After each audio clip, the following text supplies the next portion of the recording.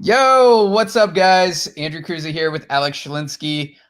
He is an absolute badass agency owner, and we'll get into that. But if you are on the replay right now, give us a hashtag replay down below. The more comments we get, the more people we can reach, the more people we can help. And yeah, so Alex is the man to talk to when it comes to sales for agency. He owns a multiple six-figure agency that is totally freaking outsourced, so he doesn't do anything on the deliverable side. He's a coach that helps agency owners reach 6 and 7 figures.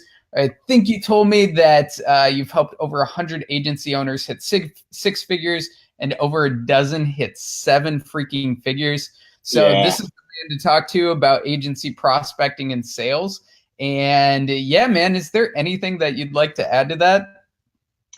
No, I think the big thing here is, first of all, Andrew, I know you do a lot of these interviews, and I know a lot of people listen to a lot of interviews. One thing that I want to make very clear up front is two things. Number one, if you're going to actually watch this and implement what we have to say, don't let the information go in one ear and out the other.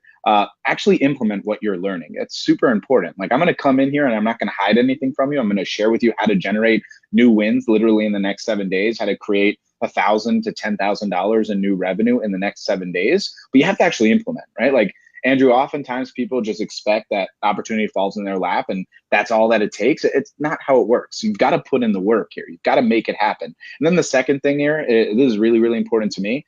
It doesn't really matter what I do. The reality is there's a lot of people that do what I do. There's a lot of people that do what Andrew does, right? There's the reason though that we have a synergy here and why we're on here to help you is because Andrew and I are both about creating impact and making an impact. So if you're here just because you want to make money and don't want to create impact or don't want to help people, you're probably in the wrong place. You probably shouldn't even be a marketer in general. Like, go learn how to sell medical equipment, sell an MRI machine for $1,000,000 and make 100 grand, and you're good. Do that instead. Okay. But if you want to actually create impact, make a difference for yourself and your family and your legacy and the clients you work with, then listen to me. Listen to Andrew. Implement what we have to say, because that's what we're here to do. This isn't bullshit or hogwash. That's the focus here. That's what we're here to do today. And I think we're going to crush it with you guys. I love it. I love it. I love it. I love it. Where I like to start is really where you started with agency. Just real quick, could you give us a rundown of kind of some of the troubles that you ran into, how you overcame them? Yeah. Like, what was it like when you were starting out with your own agency?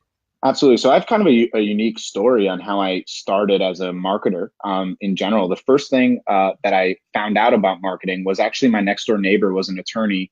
And back in, I think, like 2005 or six, when Facebook just released for the first time business pages, he was like on the cutting edge. He knew right then and there something was going to change about Facebook's business model, and they're going to really start heavily utilizing businesses to make money on the platform. He was way ahead of people at that time. And he was like, Alex, I want to pay you to find articles for me online and post about them on my Facebook page. You want to pay me to do that? What? Really? Okay, let's do it. So worked with him for about 5 years. He paid me $1,000 a month to post one post a day on his Facebook. I wish that I could replicate that 1,000 times over. Unfortunately, you can't. But that was amazing. When I went to college, he actually sent me over some of his also attorneys that he went to law school with. They ended up paying me, so I had maybe like $45,000 in recurring on a business that wasn't even a business. It was just like I was a freelancer and I was doing some things, and then as soon as what I recognized quickly was as soon as we stopped being of value to them or their business wasn't, really growing from me, I was very dispensable. And what I wanted to do was transition to becoming indispensable. I didn't recognize that. And in college, I was trying to build a business like this, but it kind of just ended up falling in my lap because I went to school for psychology. I wanted to become a forensic psychologist. I had no fucking idea what I actually really wanted to do. And then when I left school and, I graduated with high honors and I worked my ass off for it. No one gives a shit besides my mom, and doesn't make a difference to the clients that I work with. And now suddenly, I'm making $5,000 a month, but I know that I can create more impact and do better things for people that I work with. So I didn't know what I wanted to do after I left school. I went back to one of my hobbies, which is I'm a big sports fan, big Miami Dolphins fan, 2-0, baby, let's go. But anyways, I ended up wanting to work for the Miami Dolphins. So I literally called their PR department 60 days in a row bothered the crap out of them until they finally said yes, stop bothering us, come in, and worked for the Miami Dolphins and Sports Illustrated affiliate that entire year writing. Made $1 per 1,000 views on a website that averaged 1,000 views. So pretty terrible job. And it just so happened that I was still working on the side in the marketing business. I just didn't think it was possible to create that as my long-term growth opportunity. And ended up happening by happenstance, serendipity, at one of the local MMA events I was actually doing. I also work for the UFC. One of the local MMA events I went to, there was some guy on like a Twitter application called TweetDeck that I had never seen. And I'm like, oh, what do you do?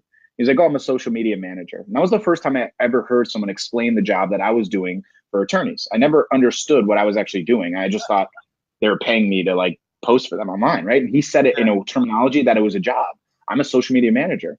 How much do you get paid for this, if you don't mind? Oh, I get $2,500 a month for this, right? I couldn't even believe it. And literally a month later, that same guy messaged me and he's like, hey, Alex, I just got hired by Razorfish, which is a large marketing agency in Seattle, and as a CMO or whatever it was at that time. And I have a couple freelance clients that I need to hand off to someone that's in the sports and social media marketing space. Ding, ding, ding, ding, ding. That's me. He sent me $5,000 in recurring revenue without asking for a cent back. No sales calls, no nothing. Just like, here's the guy that's taking over for me. Here it is. So suddenly my business now was a $10,000 a month business, and I wasn't even doing it. I was focusing most of my energy and time on MMA and the Dolphins. I quit. I quit that, obviously, jumped full time into marketing. I bought every course under the sun. I basically spent all the $10,000 I had and invested in everything I could. Made every mistake in the book. So the biggest mistakes that I made in the beginning was not recording my sales calls. We'll talk about that here today. I'm going to help you get 50% better on sales calls. Number two, my God, understanding the dispensable versus being indispensable. It's absolutely critical that your offer is indispensable, right? If you are dispensable, then you're not going to keep clients. I also learned very easily and early on, retention is the name of the game. Shiny objects are new clients, right? Everyone wants new clients, but the reality is you want to keep and maintain your clients. You don't want new clients.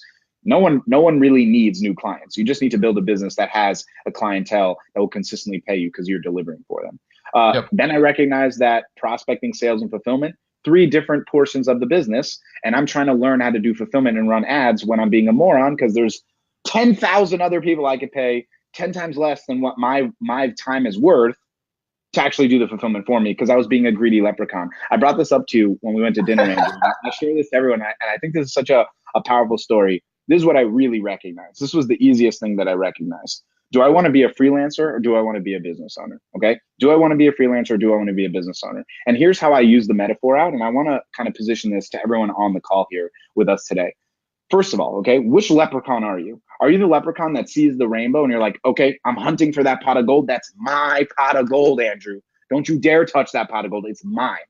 Or are you a business owner? Are you the entrepreneurial leprechaun?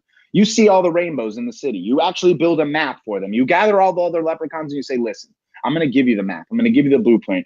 Go get the pot of gold. Bring it back to me and we'll share it. Which one are you? It took me a while to recognize that I wanted to be the leprechaun that was actually an entrepreneur, a business owner, not a freelancer.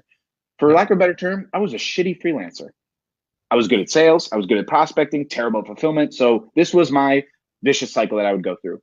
Hey, attorney, I could run ads for you on Google. Do you want it? Yes, great. Run ads on Google, fail. He stops paying me. Next person. Hey, you ready? Are you an attorney? Want me to run ads for you on Google? Maybe get a little bit better, pays me for 2 months, drops.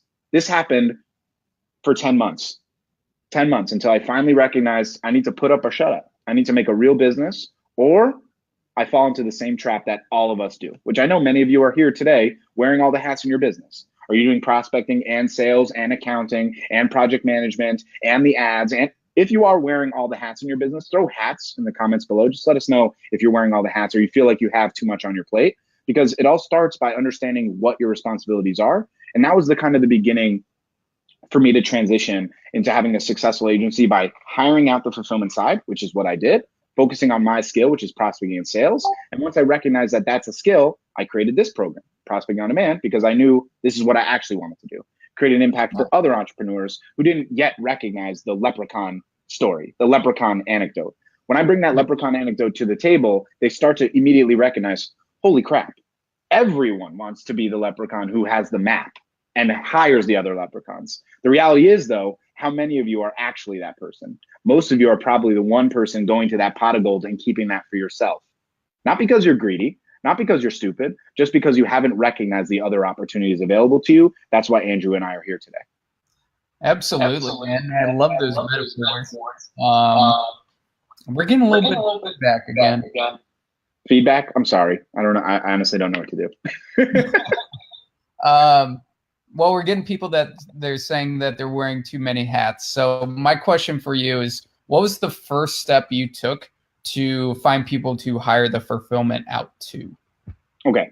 So again, full transparency and openness for everyone here, because I think this is critical. I want to break this down simply for you. I think a lot of people, and I'm going to go with metaphors again. I'm big on metaphors, by the way, guys. So just prepare yourself for that. This is super key. Okay. I think this is the easiest way to explain the business model. There's two metaphors I use consistently, and I already referenced these two as well, Andrew. The biggest one is people want to be successful, right? Like people want to be successful. Andrew, do you want to be successful? Of course, Alex. Okay, great. Now, the problem is, what does success mean to Andrew versus what it means to Alex versus what it means to the people on this call today? Drastically different. Andrew might say, I determine success because I have a Lamborghini in my front yard. Alex, I determine success when I have $10,000. Alex, I determine success when I could pay for my kid's school.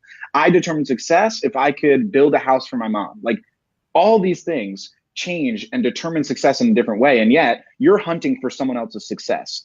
First thing you have to do, identify where your success is. This is the metaphor I use. You want to go to Oz in The Wizard of Oz.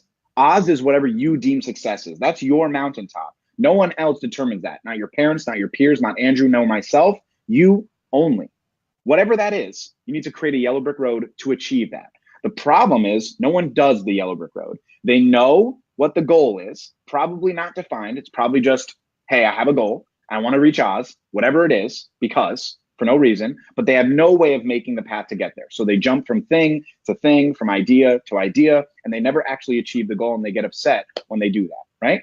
So the metaphor that I use is basically a puzzle. Everyone knows how to do a puzzle, right? You get the corner pieces, you build it out on the framework, and then you move inside.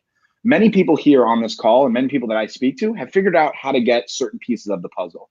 But then you look at the rest of the puzzle pieces that are your business and you identify, damn it, I'm not sure what to do next. Because you lost what it's supposed to look like, right? You don't have the rubric. You're not sure what it's supposed to look like. So you grab this piece, and you're like, these probably don't fit, but I got to make it happen. So you squeeze it like a 5-year-old would, right? Because that's all you know. That's all you know. What else could be the alternative? And then you look back at the business and you look at your puzzle pieces all over the floor and nothing's working. And you wonder, why am I not achieving what I want to achieve? It's because you haven't actually taken the time to identify what the goal is and the path to get there. That's what I identified. That's how I created this process. The final metaphor I use here is a really powerful one, and I think it makes the most sense out of everything that I'll say to you here. There's two great racers in our generation. We're talking on land, not Michael Phelps. He's great as well. I'm talking Usain Bolt and Mo Farah. Now, Usain Bolt, everyone basically knows him. Obviously, 100-meter, 200-meter distance runner, one of the greatest Olympians of all time. Mo Farah, also one of the greatest Olympians of all time. He just so happens to run a 10,000-meter race, so most people don't care because most people are not going to watch a race for 13 hours, unless you're a big marathon fan, in which case you probably know Mo Farah. Now, if I ask you, Andrew, who's going to win a race between Mo Farah and Usain Bolt, the only logical response is, how long is the race? What's the finish line? Think about it in your business. Are you just running a race without a finish line? Do you not have a goal in place to identify what you want to be successful as? That's what most people do. That's where most people fail. You have to actually know what the goal is in place. That's where I got started. Identifying what I'm trying to accomplish, not because someone else told me, what I'm trying to accomplish, and then working backwards on how that happens. For example, you want to generate $10,000 in new revenue? How much do you ask per client? If it's $1,000, you need 10 clients, okay? Now, what's your sales ratio? Are you closing at a 20% ratio? Do you need to have 50 sales calls to get 10 clients? Do you need to have 100 sales calls to get to 10 clients? Work backwards. Now, from the sales calls, how many leads do you need?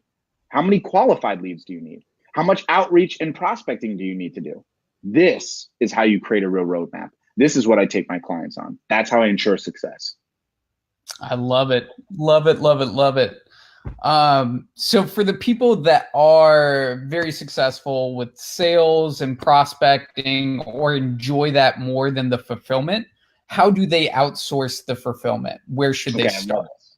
So this is an amazing question, and I think this is so important for anyone that right now is struggling with fulfillment. Can you just throw fulfillment in the comments below so we can kind of get an idea of how many of you are really struggling in that space? Because I have some really, really good advice for you here that I've utilized myself and coached. So basically, you have two choices. Okay, you have two choices. You can identify number one that you want to really build a business from scratch, meaning you have to develop the SOPs, not necessarily yourself, but with a team, the fulfillment SOPs. Or you can identify what I really want to achieve is an X number of recurring revenue a month to build and have security for my legacy and my family. If that's what you want, there's no doubt about it. The only thing you need to do is hire a real agency.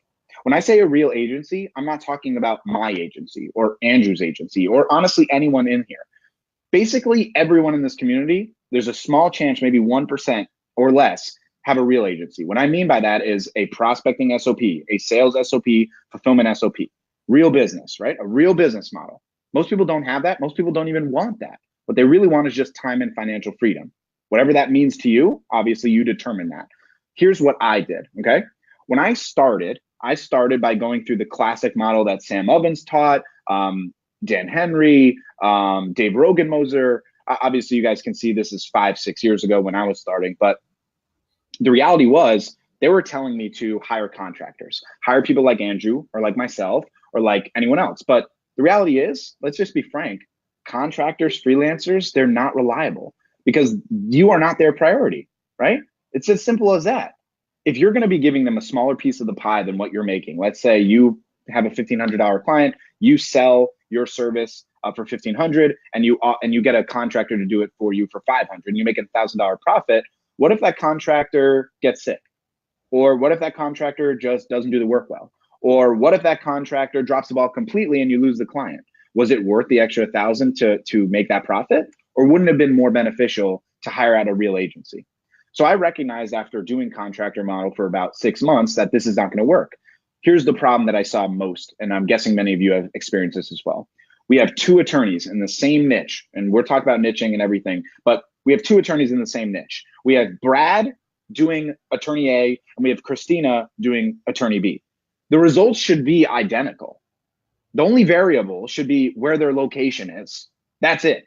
That's the only variable. All the rest of it should be identical. The ad, the copy, the style, everything. The only variable is if you live in Green Bay, Wisconsin versus Miami, Florida, just logically, there's going to be a different number of leads. It's obvious, right? It's just a logical process. What I recognize though with contractors is they do it on their own accord. They have their own process and their own system. So now you can't replicate the growth. You can't be as confident on the sale. You can't be as confident in the prospecting, which makes the entire business fester into a cancer. It creates a problem, right? Because you at the bottleneck of your business is fulfillment. You want to create impact. You want to help the people. Well, if you can't be confident that you're going to deliver the results because contractors are doing it their own way, you can't scale. So I recognize this quickly. So I went to a large marketing agency called Reach Local. Huge company. You can go work with them right now. This is exactly what I do. Not holding anything back from you. So I went to this company. I'm like, listen, I'm tired of working with contractors. I want a real business to focus on the 33% that I don't want to focus on, which is fulfillment. Let me do my prospecting. Let me do my sales. You do the fulfillment. Sounds good? I'm a partner with them. I pay the investment to be a part of working with them, and they handle all the fulfillment. The only thing that I have to do was create a project management style so that we have someone speaking to our fulfillment team and someone speaking to our clients. That's the only requirement I had. Everything else, prospecting and sales systems. When you do them appropriately the way that I've set them up, it allows you to have them fully automated or fully delegated. So even any outbound system we create, like LinkedIn or cold email, it's actually inbound to me in the business because we've hired it out, someone to do it for us. So leads are coming to us. That requires me to do a total of 0 hours per month, not week, month on my business. I don't do anything for Sky Social Media. All of my intention, all of my focus is 100% on prospecting on demand, because what I'm all about is creating impact for coaches and for marketers and for entrepreneurs trying to build their own business, because I've done it myself, and this is where I want to create impact. My strongest recommendation is to be real with yourself. What are you trying to do? If you're just trying to have time and financial freedom, stop trying to make things harder. Occam's razor, classic philosophy. The simplest answer is probably the right answer. Just start with an actual agency. Yes, your margins probably will be a little bit smaller, but you can be more confident. If Chelsea, who works at Reach Local, gets sick or goes on maternity leave or takes a trip to Hawaii for a month, guess what? They've got a Bob and a Christopher and an Andrew and an Alex and a Tatiana right there ready to take over without you having to do anything. That's what I'm looking for. That's what I wanted to create. That's what I did create. That's why we have legacy clients that have been with us for 5 years plus, because they don't want to leave. Once they get results, they don't want to leave. They just want to continue and maintain those results or get better results. That's it. That's it. Don't make it so complicated. Give yourself the choice. Don't try to middle in the process of, I want to be the greedy leprechaun to get more opportunity with contractors. Just identify what you really want. Most people that I speak to, Andrew, and I guess you probably recognize this as well, most people don't want to build the business from scratch. They just want time and financial freedom, and they want to create that themselves. Some people want to build an asset to sell. Totally fine. No problem whatsoever, but at least make the choice. Identify what you really want. That would be my recommendation. I love it. So awesome. So after they have the deliverables outsourced, let's go into your prospecting system. Where does somebody start? Okay, beautiful. So right now, I'd love to hear from the community as well. Anyone that's watching or anyone on replay, and I'll be checking the replays as well for comments and stuff to help you out. Let me know right now what your biggest question is in prospecting. I'd love to be able to kind of knock some of those out here towards the end of the call and make sure that I can really help you. And then also, I'd love to know what prospecting method you've been utilizing most, either with effectiveness, or that's not working. Okay, I'd love to know so I can really help you and benefit you a lot more on this call. So what I want to do here is kind of break down the beginning stages of prospecting and how it works. And also, so you know, Andrew and I, we have a PDF that we're going to share with you at the end of this, so you can kind of get my entire system called the Perfect Prospecting System laid out for you, nothing to hide from you, give you everything you need to really succeed. And I'll also show you exactly right now how to create a new client within the next 7 days. So the baseline foundation of prospecting is as follows, okay? Understanding what your actual avatar is and why you work with them, okay? Critical that you understand this. You cannot work with anyone and everyone. You just can't do it. You can't do it. You cannot service everyone. Focus on a specific niche first. Understand their avatar to the point that you feel comfortable to literally step in their shoes and speak to them in a way that only you can understand. Let me peel back the curtain and go Deadpool on this, okay? Let's just break the fourth wall here. I think it's fun and enjoyable. I do this all the time, right? Why do Andrew and I resonate with you, the viewer? And I'm speaking to you, viewer. Like, why do we resonate with you? Think about it for a second. Andrew and I have built businesses based on understanding the needs and requirements and problems and pain points and successes of entrepreneurs just like yourself, right? So there's a chance that you speak to Andrew or I, and we know the problems that you have better than you know the problems you have. How's that possible? It's not like we're spying on you or bought security cameras to put into your house to recognize what's going on, right? It's that we know our avatar. That allows me to speak to your heart even without us speaking one-on-one. That's why when you see an ad online or a post that I make or a post that Andrew makes, you resonate with it because Andrew knows what you want to hear. Not because he's a con artist, because I'm a con artist, because we're trying to make an impact. We're trying to help you. We're trying to make a difference. And we know that if our message was larger, we won't be able to create as big of an impact. Simply because it won't resonate. It will bounce off of you, right? Start there. What is your niche? What is your avatar? Feel free to throw that in the comments below. Let us know what your niche and avatar is, right? Let us know what you're doing. That's number one. Number two is understanding the difference between a prospecting method and a prospecting offer, okay? This is critical and a huge misconception. A prospecting method, pretty simple, right? It's the actual outreach that you take. LinkedIn, cold email, cold calls, warm-up calls, direct mail, door-to-door, referral opportunity, 100 others, right? Method. Then we're talking about offer. Totally different. People forget about this. I've seen some terrible prospecting offers and nurture offers online.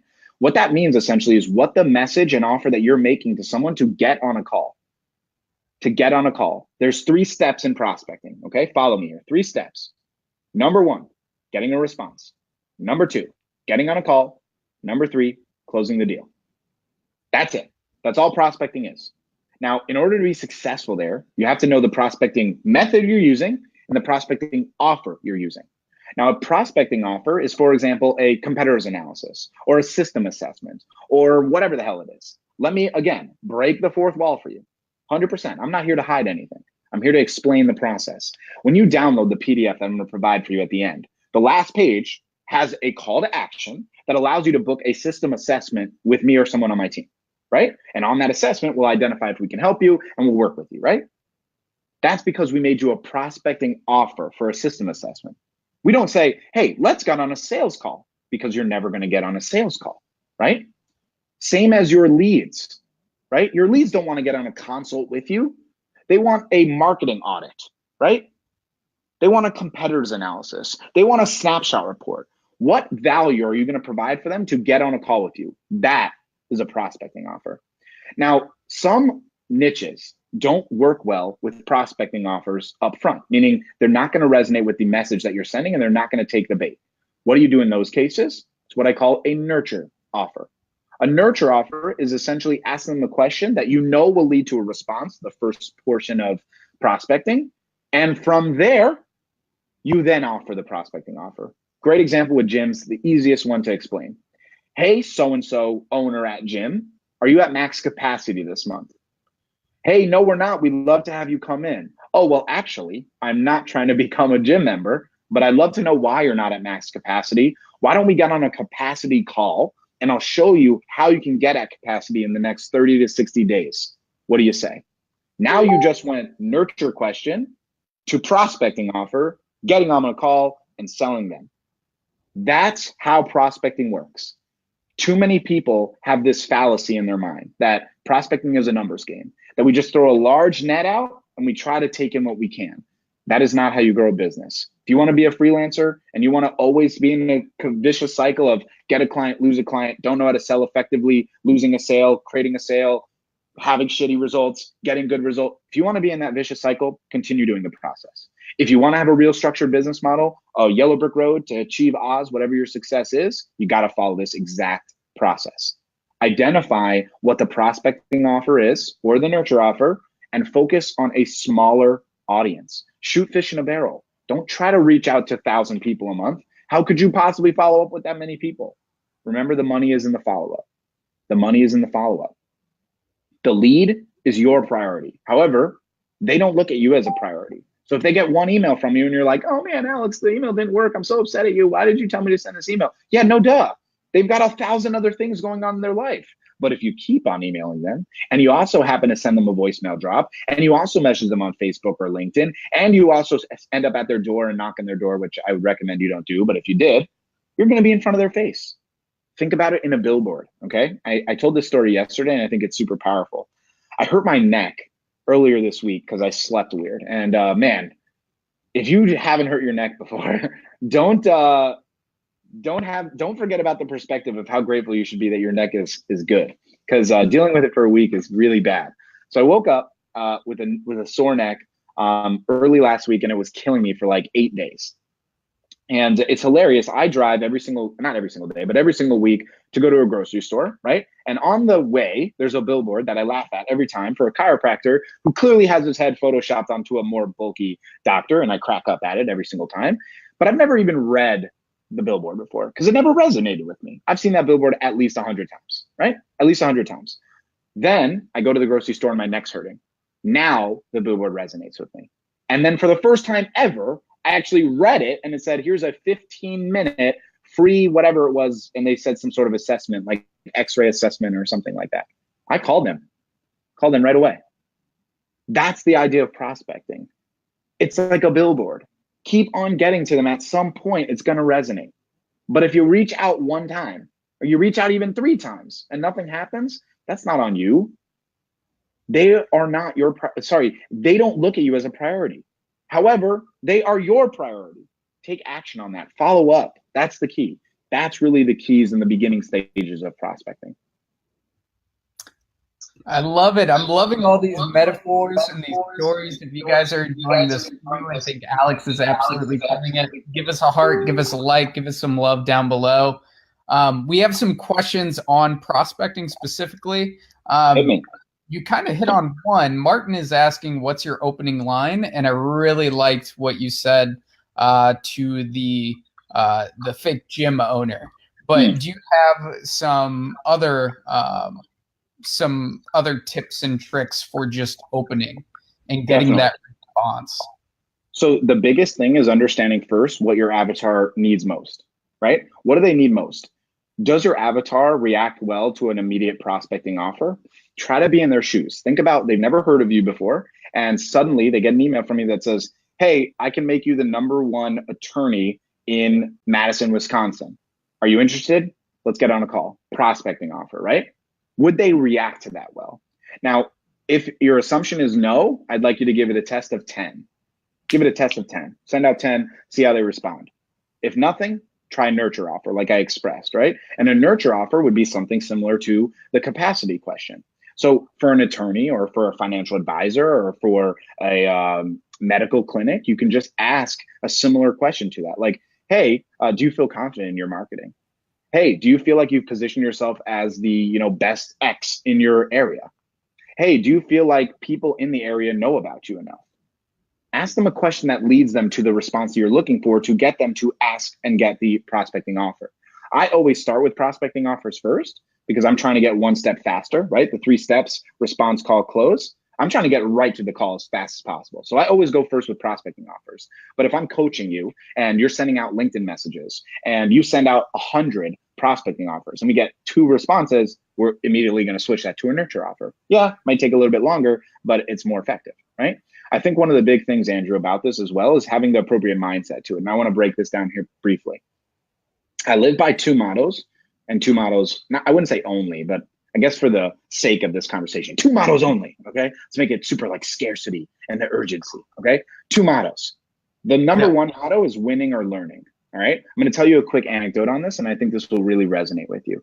When I was 10 years old, I used to play Little League Baseball. Now, I'm a terrible athlete, straight up. Not going to pretend that I'm a good athlete whatsoever. But I was 10, so I got to play in my local neighborhood Little League Baseball, right? And I was the closer, and we lost the game, one game, back in the day. And I went home and I was crying, obviously. My dad walks in and he's like, "Hey, Alex, why are you crying?" So now I'm angry crying. You guys know, like, why I'm angry, right? Because I just lost. I'm a 10-year-old and I just lost the game. He said, "Well, what did you expect?" "Well, I expect that I was going to win." I said, "Okay, well, that's interesting. Do you expect that you're always going to win?" And I said, "Absolutely, 100%. My dad said, "Well, this is a good learning lesson for you in life. You can expect to win all the time, but you're not always going to win. It's just life in general, right? Like the world does not revolve around our preparation. It doesn't revolve around how bad we want it. Scenarios happen to good or bad people in any way, fair or not, result or not. Some person could not study for a test in high school and get 100. Someone can study their ass off and fail, right? It has nothing to do with the process. It's just the reality of scenarios. You're not always going to win.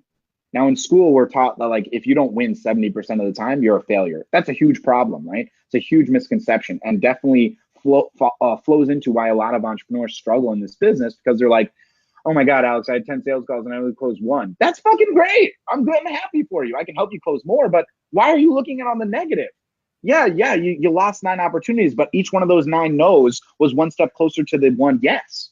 And now you can replicate that. What about in your next 10 sales calls if you had 2 closes? And then the next 10, you had 3.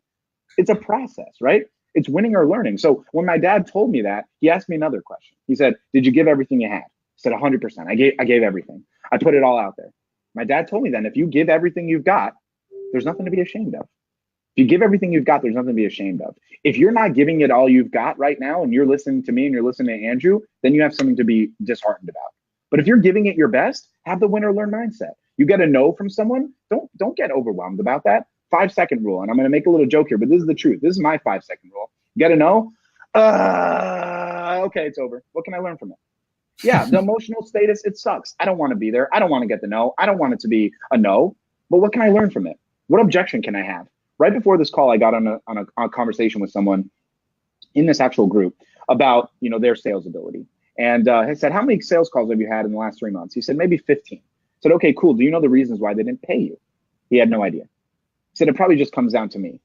Not knowing is worse than failing, because that's actually failing. That's exhausting your options. When you exhaust all your options and don't give it a shot, that's the only time you've actually failed. You don't fail because you got to know. It's part of the process. Win or learn. When you win, repeat that process until the wheels fall off. When you get the undesired result, learn from it. Learn from it and get one step closer to the yes. We have a motto in Prospecting on Demand that we go for the no. We're going for a no because we know every time we get a no, we're learning something that we got the no from, and we're one step closer to the yes. So go for the no. Go for the no. Love it. Loving all these life lessons and everything about agency. And I kind of want to hop back into the agency stuff. Yeah. Ask about the indispensable offer. You said that is super crucial to actually closing the deal. So can you tell us a little bit about that?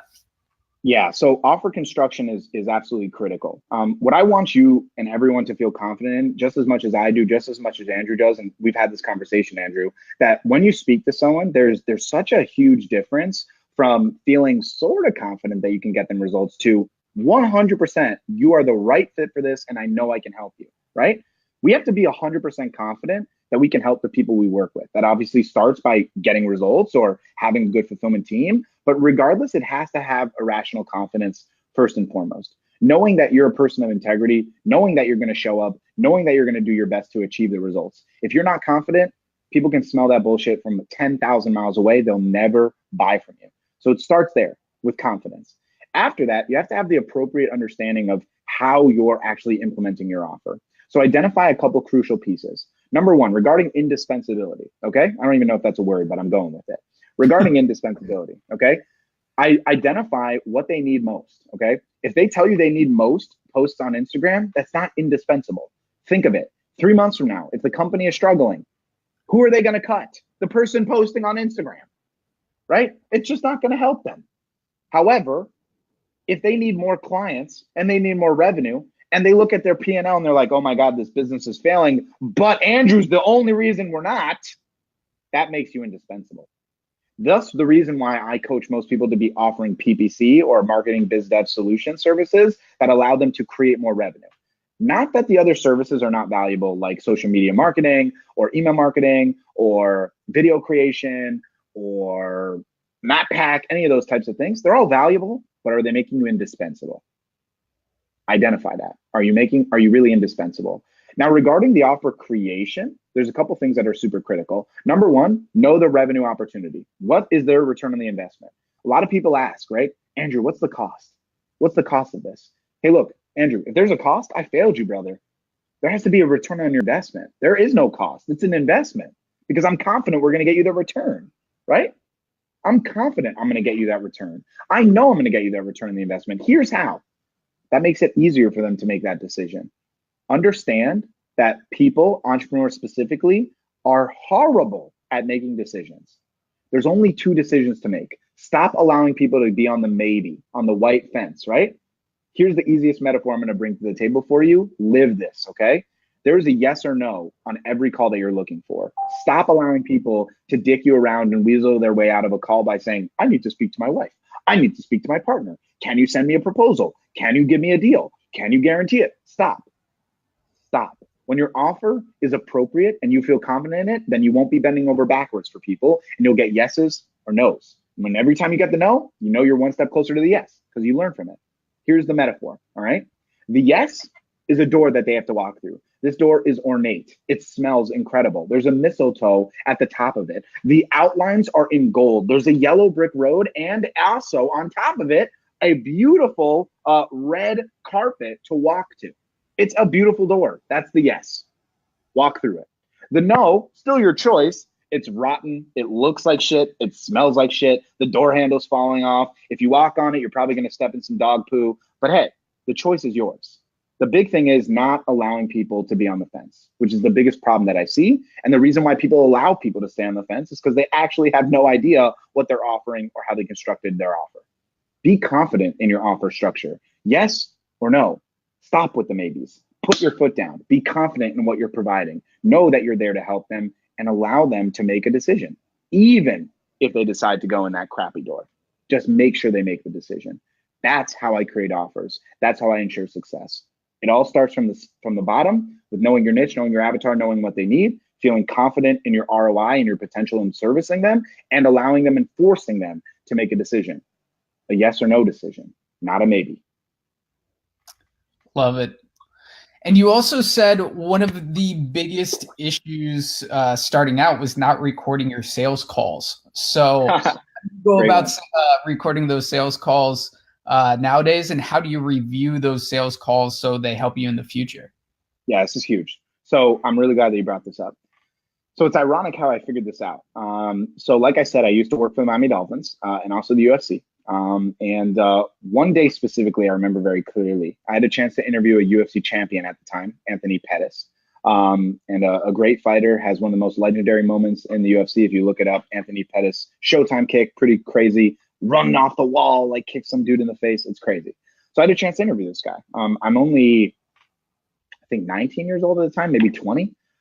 Really new to the business. And look, to be honest, I just went with cut and copy questions because that's all I knew. That's all I knew. I just, asked the standard questions like, are you ready for the fight? Do you feel accomplished? Like, what's your vision? Like nothing intelligent, nothing inquisitive, nothing exciting. And of course, with that being said, all his responses are, cut and copy, right? I read probably 3 other articles after mine was published to see what else Anthony was doing that day. Because literally, what my imagination was is he's sitting in the UFC PR department, and oh my God, 10 hours of doing the same damn question. Yes, I'm tired of this, right? And I could recognize it when I listened back to my sales call. Now, it wasn't a sales call, it was an interview, but I'm expressing in a sales call format. Why? Because I have to transcribe. Transcribing is the worst thing in the world. This was before rev.com. If you're transcribing anything and not using rev.com, you're insane. Use it. Anyways, this was before rev.com. So I had to literally listen to myself, ask a shitty question, and then write down the shitty answer back. And I started to recognize the questions that I ask go into a specific format for a specific type of answer. But if I change the questions, it will create a new opportunity. This just so happened to coincide with the time of reading a lot of Tim Ferriss, listening to his books, and he's big on asking the right questions, not just asking questions, asking the right questions. So I slowly identified that if I'm asking better and more inquisitive questions, then I'm going to have better answers and get more clicks on my articles and make more money. So I started doing that. And I only learned that, Andrew, while I was transcribing, listening back to my calls, and kind of cringing, to be honest, about that is such a shitty question. Why did I ask that question? Of course he gave me such a shitty answer. But then I learned to ask better questions. So when I went into sales calls as a marketer, it was just logical for me to record because I've already been recording. And when I would listen back to myself, I'd be like, oh my God, no shit, he doesn't want to work with me. Listen to how I just asked that question. Of course that response is going to happen. It helped me develop the sales flow that I've used to help people increase their sales abilities by 50% or more, simply by understanding what you're doing. If you really want sales help and you don't want to pay for sales help, start by recording yourself and listen back to it. You will automatically recognize certain things that you are unbelievably unaware of in terms of what you're doing and ways that you can ask the questions better and format it better. Listen carefully to how you are indicating a specific process or offer. Like, great example here. This is one of the classic grade 8 examples. Number one, people have no idea how to convert from the qualifying questions to the offer, right? No idea. So it's something along these lines. Like, Andrew, I finish off the last qualifying question to you, and I'm like, okay, Andrew, that sounds so great. Thanks so much for sharing all this with me. Brother, I think I can really help you. Here's the deal. It's going to be a $1,500 a month investment, just like that. Just like that. We just finished a qualifying question. Now we're talking about offers. Like, what the fuck? Right? That doesn't make sense. There's no logic to it. So follow me here.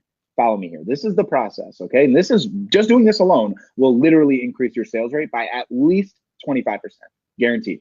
At least 25%. Do as follows. Once they finish the qualifying questions, once you have enough ammunition to recognize I can help this person, they need to be working with me. When you feel confident in that, that's when you're ready to make the offer. There's 3 things you need to know on sales every time. Where are you now? Where do you want to be? What's holding you back? Where are you now? Where do you want to be? What's holding you back?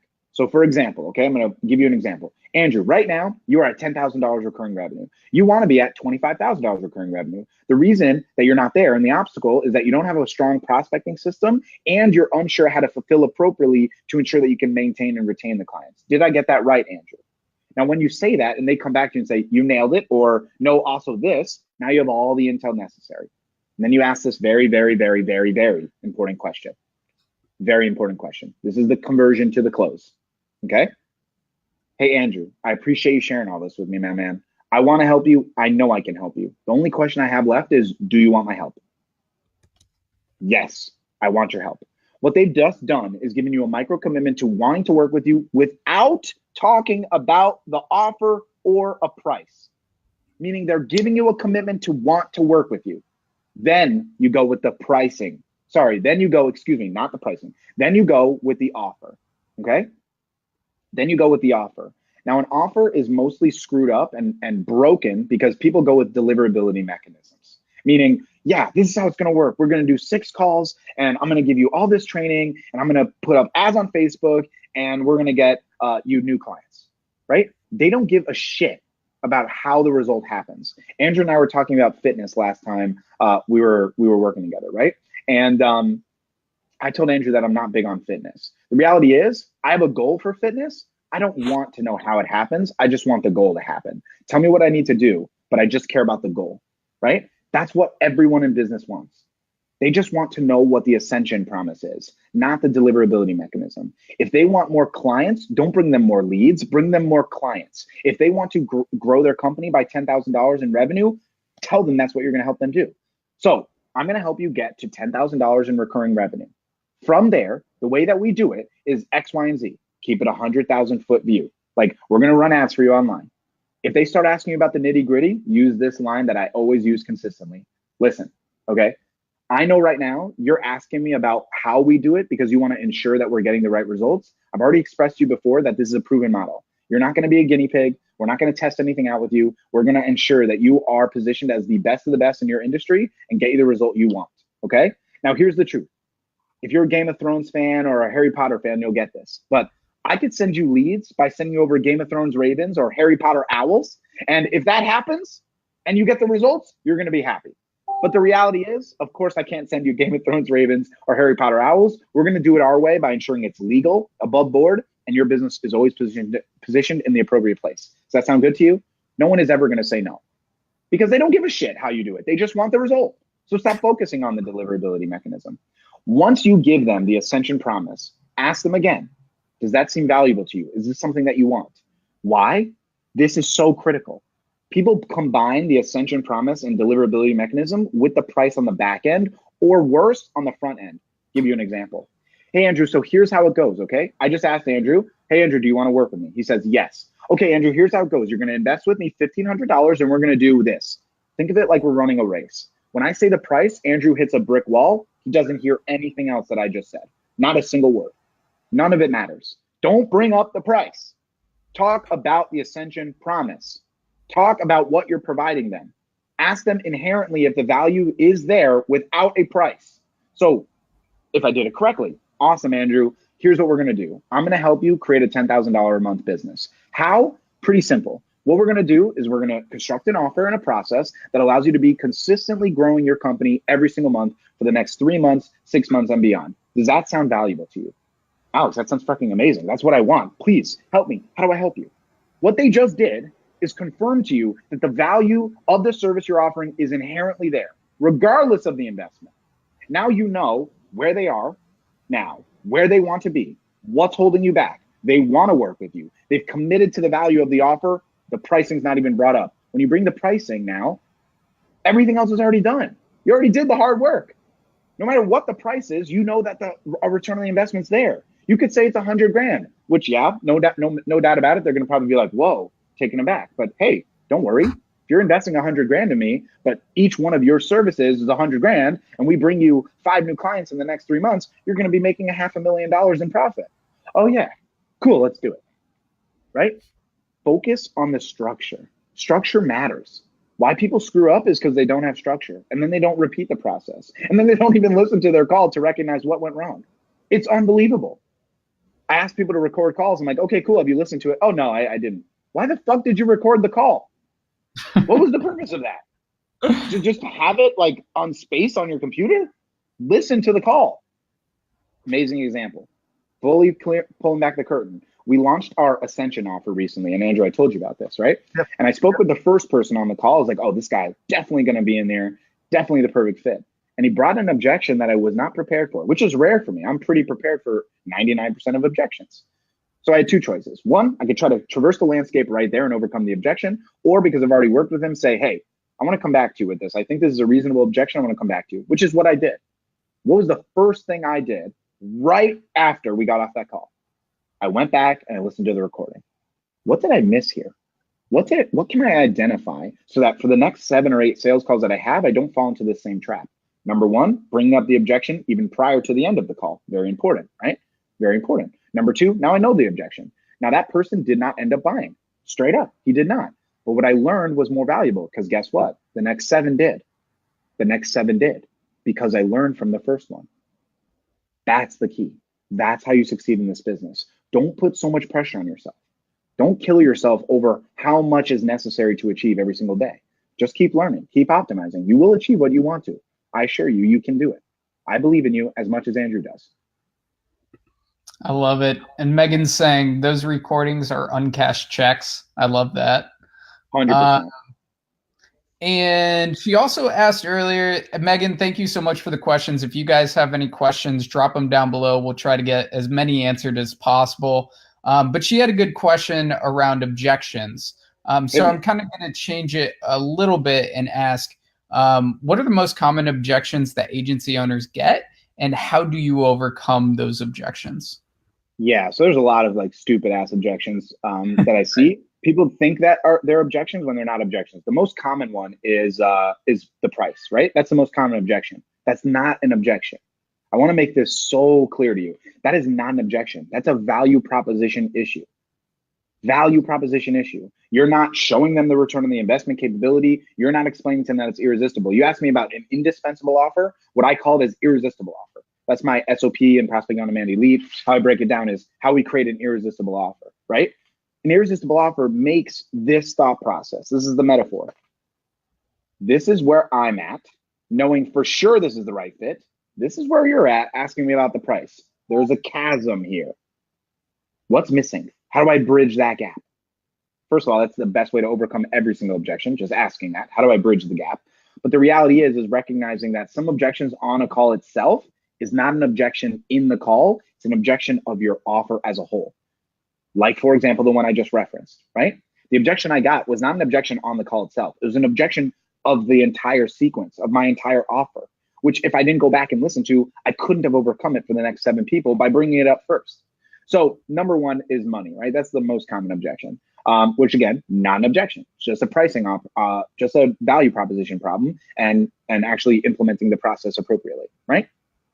Number two, oh God, this is my favorite one. This is a real objection, the most ridiculous objection, but it happens all the time. You know, Andrew, I'd really love to work with you, but I worked with another agency and they didn't do a good job and I don't think I could do it again. Let's break this down. Number one, why are we talking? Seriously, why are we talking? You know that I'm an agency owner, that I'm here to try to help you. Why are we talking? Number two, turn the tables on them. Turn the tables on them. What if a client said that to you, bro? What if a client said that to you? What if a potential, let's say he's a chiropractor. What if a potential client comes to you and says, hey, look, I've already worked with another chiropractor in a different city. They totally screwed up my back. I don't think I want to work with you. Why are you in my office? Or number two, what else would you say?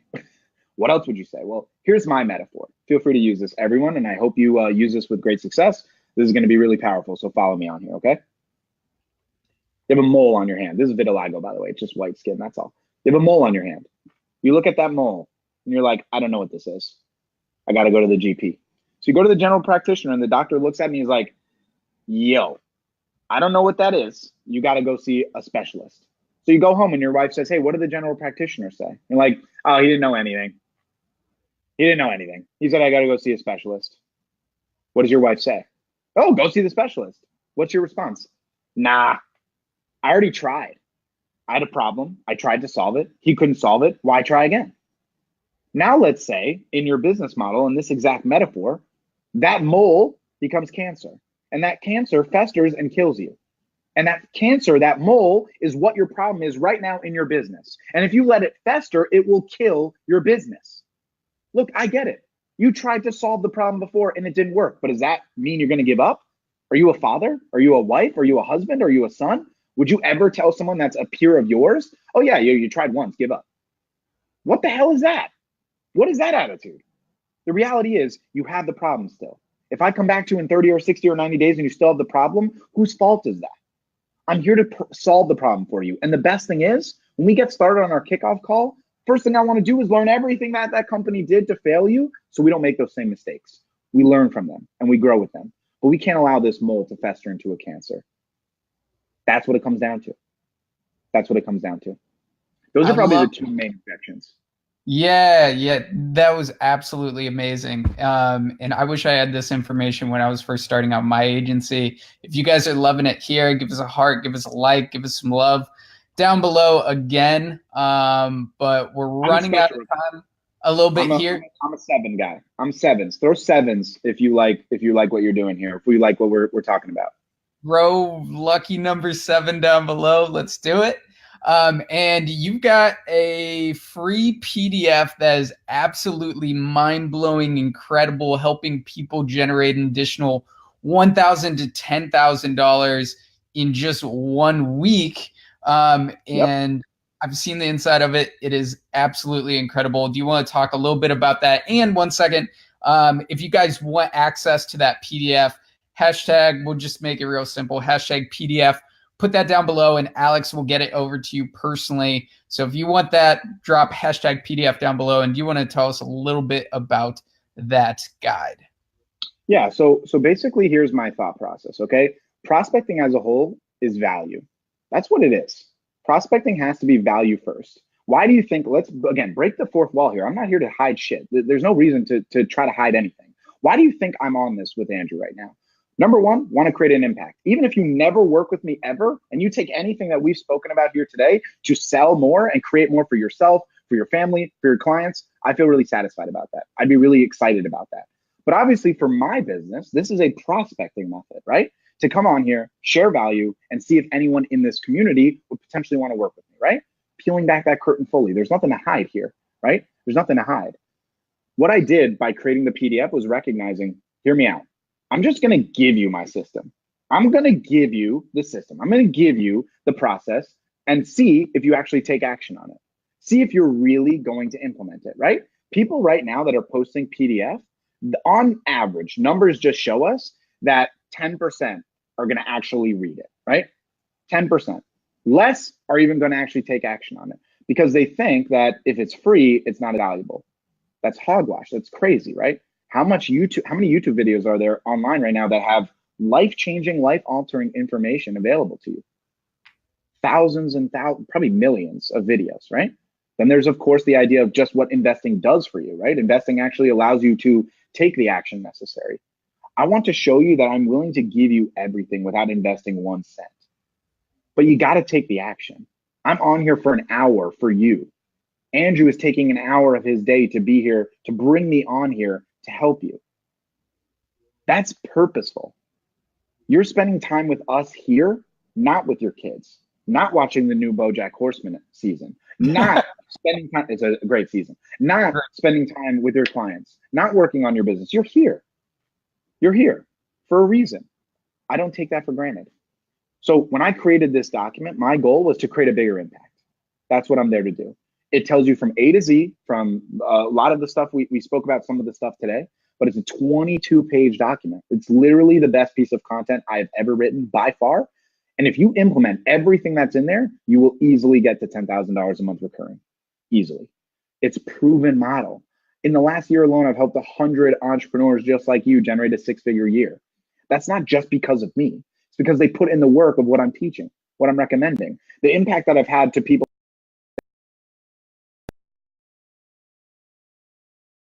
You're unaware of the impact that you can have at some points.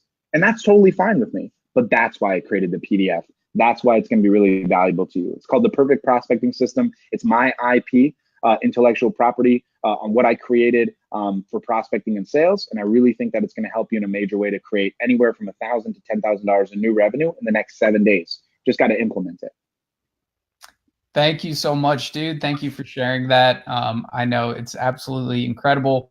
Guys, hashtag PDF down below if you want it. And also, I highly, highly recommend working with Alex at some point in your agency career. I'm not getting an affiliate cut. I don't make any money off of it.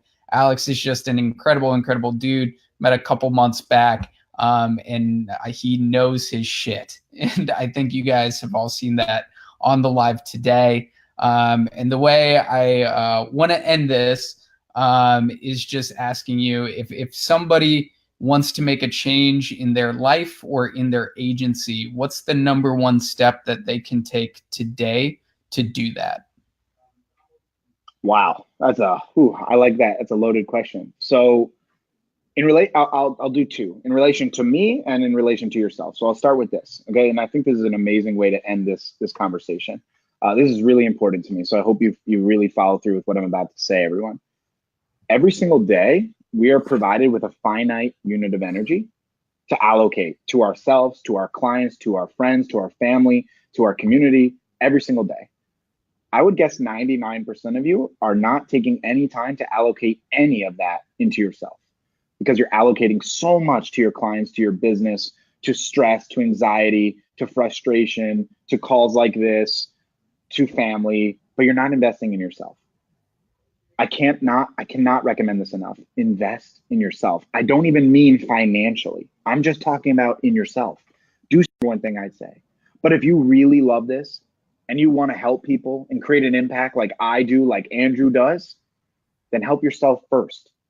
I don't know if Andrew shared his whole fitness journey on this community, but he inspired me to also continue my fitness journey, because investing in ourselves, Andrew and I had this very deep conversation, has allowed us to help more people because we feel better, right? Like Andrew and myself, we're both human beings, right? Neither one of us are perfect. We don't expect to be, or we don't try to be even. We're just always trying to get, what my second motto was, I didn't get to say this, 1% better every day. Now, in order to get 1% better every day, I can't always use my finite energy to give and give and give, because I'm giving from a place of debt. Invest in yourself. Do something for yourself. What I've committed to this year was to do either a monthly or a bi-weekly massage. I've actually done it weekly, to be honest, as of late, but I'm investing in myself to feel better about that, right? The other week, I bought the new Spider-Man game. I used to be a huge Spider-Man fan when I was a kid. Loved him, right? Why do I have to second guess a $60 purchase? Why do I have to second guess an hour-long investment into just doing nothing? I should be able to do that, and so should you. That's my number one recommendation. In terms of taking the next step to potentially work with me, download the Perfect Prospecting System. I'll put the link here below, and then I'll friend all of you. And you could also friend me on Facebook, and we'll have a conversation. If I can help you, absolutely will. The biggest thing to understand is I'm a person of integrity. I'm not going to take you on if I can't help you. But if I can, I'm going to be aggressive, because I know what it takes. I know what this is. Stop beating yourself up. Don't make this too hard for yourself. You are not on anyone else's plan or path. You are not competing against anyone. It's just you. It's just you. You're competing against yourself from yesterday. 1% better every single day. If you take only anything from this conversation, and it's that, to invest in yourself and invest in 1% better every day, then I've achieved what I wanted to on this call. And I appreciate you, Andrew, for letting me be here. Alex, thank you so much, man. This was absolutely incredible. Thank you for being here. Appreciate you. See you guys.